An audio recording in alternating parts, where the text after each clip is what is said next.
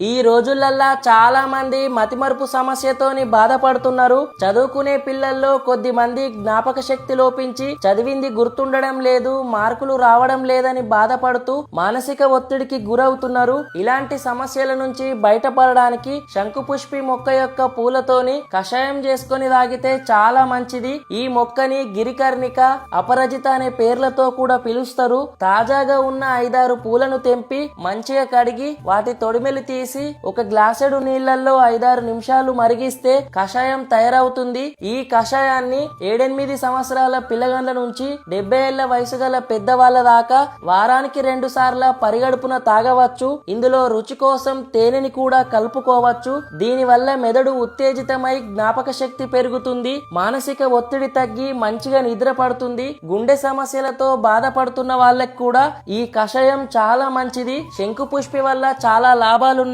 ఇంటి ముందర పెంచుకుంటే ఇంటికి ఎంతో శుభప్రదం అంటారు. ఈ పూలని మన ఇష్ట దైవానికి కూడా సమర్పించుకోవచ్చు.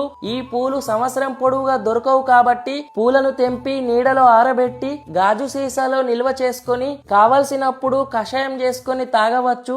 ఈ శంకుపుష్పి చాలా మంది ఇంటి ముందర ఉంటాయి, కానీ వీటితో కషాయం చేసుకొని తాగుతారని తెలియదు. ఈ వీడియోని షేర్ చేయండి, చాలా మందికి ఉపయోగపడుతుంది. మరిన్ని మంచి వీడియోల కోసం మన పేజ్ ని ఫాలో చేయండి.